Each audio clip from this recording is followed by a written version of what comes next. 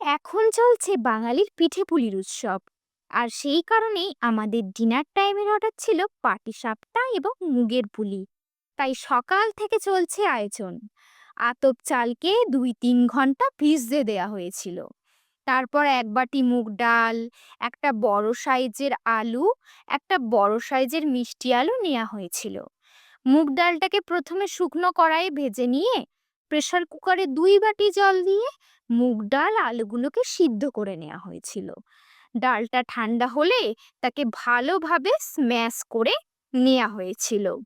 তারপর ওই ডালটার মধ্যে ২ চামচ চিনি, স্বাদ মতো লবণ এবং ২ চামচ চালের গুঁড়ো, ঘি দিয়ে সমস্ত কিছুটা খুব ভালো করে মেখে নিয়ে একটা সফট ডো বানিয়ে নেওয়া হয়েছিল।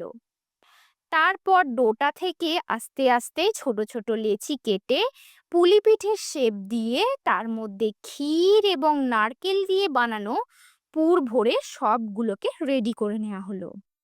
কড়াইয়ে ঘি গরম করে মুগের পুলিগুলোকে একে একে ছেড়ে দেয়া হলো।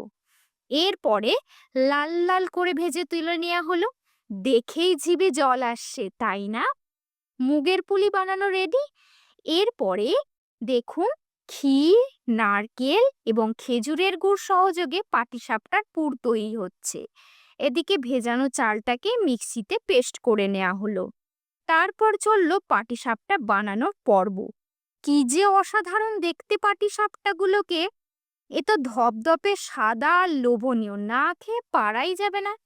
এখানে চলছে পাটিসাপটাগুলোকে হালকা করে ঘি দিয়ে ভেজে নেওয়া।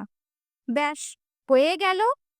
এবারে পাটিসাপটাগুলো ডেলিভারি দেওয়ার জন্য একেবারে রেডি। ভিডিওটি ভালো লেগে থাকলে অবশ্যই লাইক, শেয়ার এবং কমেন্ট করবেন।